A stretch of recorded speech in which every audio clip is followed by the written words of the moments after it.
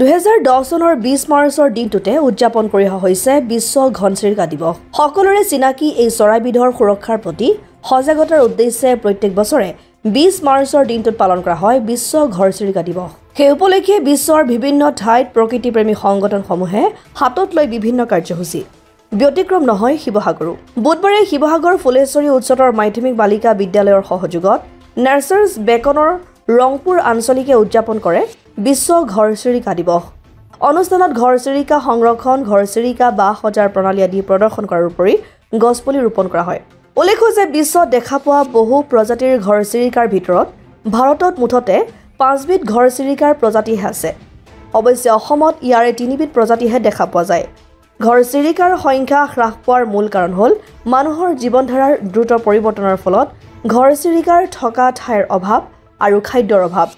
সম্প্ৰতি বিলুপ্ত হ'ব ধৰিছে ঘৰচিৰিকাৰ। ভাৰতৰ নেচাৰ ফৰ এভাৰ ছ'চাইটি নামৰ এক সংস্থাৰ আহ্বান মৰ্মেই প্ৰথমবাৰৰ বাবে 2010 চনত পালন কৰা হয় এই ঘৰচিৰিকা দিৱস।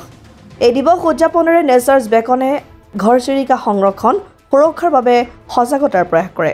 20 মাৰ্চত গোটেই বিশ্বত ঘৰচিৰিকাৰ দুষ্প্ৰাপ্য ঘৰচিৰিকাৰ সংৰক্ষণৰ কাৰণে 2010 চনৰ পৰা দিলৱাৰ হুছেইনৰ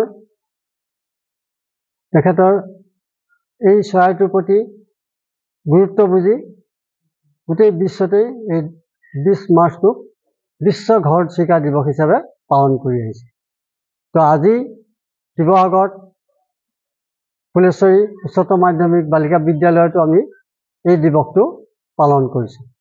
আমি প্ৰকৃতিততো বহু ধৰণৰ চৰাই চিৰিকটি আছে, জীৱ জন্তু আছে। তাৰ ভিতৰত আমি নেচাৰ্ছ বেকন শিৱসাগৰৰ ফালৰ পৰা আমি এই ঘৰচিৰিকা চৰাইটোক নিৰ্বাচন কৰিছোঁ যে ই যিমান আমাৰ উপকাৰ কৰে, যিমান আমাক সহায় কৰে, বিভিন্ন ধৰণৰ বিপদত খেতিয়কৰ বন্ধু বুলি কোৱা হয়। শস্য পথাৰৰ বিষাক্ত কীট পতংগবিলাক, যিবিলাক কীট পতংগ শস্য খাই ধ্বংস কৰি দিয়ে, সেই কীট পতংগবিলাকৰ এই চৰায়ে বহুত চৰাইৰ লগতে এই ঘৰচিৰিকা চৰাইও সেইবিলাক কীট পতংগ খাই শস্যৰ উৰ্বৰতা বৃদ্ধি কৰে। সেই একেধৰণে আমাৰ ঘৰৰ চাৰিওফালে থকা আমাৰ মানুহক যিমানবিলাক অত্যন্ত সাংঘাতিক বিষাক্ত কীট পতংগবিলাক আমাক কামুৰি বা আমাক গাত স্পৰ্শ হ'লে আমাৰ বিভিন্ন ধৰণৰ দুৰাৰোগ্যৰ সৃষ্টি হয়। সেই দুৰাৰোগ্যত আমাৰ মৃত্যু পৰ্যন্ত হ'ব লাগে।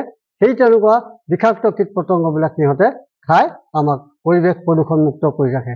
তাৰ লগতে সমানেই সিহঁতে ফুলবিলাকত ইজোপা ফুলৰ পৰা সিজোপা ফুললৈ ঘূৰি ফুৰোঁতে সিহঁতে পৰাগ যোগেৰে প্ৰকৃতি পৰিৱেশৰ সমতা স্থাপন কৰে। গতিকে এই কেইবাটাও কথালৈ লক্ষ্য ৰাখি আমি এই ঘৰচিৰিকা চৰাইক বাছি লৈছোঁ আৰু ইহঁতৰ সংৰক্ষণৰ কাৰণে শিৱসাগৰত আমি প্ৰায় 2010 চনৰ পৰাই স্কুল কলেজবিলাকত এই দিৱস আমি পালন কৰিছোঁ। গতিকে আমি সকলো ছাত্ৰ ছাত্ৰী, অভিভাৱক সকলোকে, শিক্ষক শিক্ষয়িত্ৰীসকলক আমি টানি অনুৰোধ জনাম যে তেখেতসকলে এই ঘৰচিৰিকা চৰাইক সংৰক্ষণ কৰে, যি আমাক গোটেইবিলাক জীৱ জন্তু চৰাই চিৰিকটি আটাইতকৈ বেছি আমাক ইহঁতে সহায় কৰে। মৃত্যু পৰ্যন্ত হ'ব পৰা বেমাৰৰ পৰা, দুৰাৰোগ্যৰ পৰা ইহঁতি আমাক কীট পতংগ মুখাই আমাক সংৰক্ষণ কৰি ৰাখিছে, সজীৱ কৰি ৰাখিছে। গতিকে আৰু সিহঁতৰ কাৰণে এতিয়া বাসস্থান সিহঁতৰ নাইকিয়া হৈ গ'ল ক্ৰমান্বয়ে। আগৰ খেৰী ঘৰ, বাঁহৰ ঘৰ আছিলে, সেইবিলাক আজিকালি চব কাংক্ৰিটৰ ঘৰ হৈ গ'ল। সেইবিলাক নোহোৱাত সিহঁতৰ বাসস্থান নাইকিয়া হৈ গ'ল।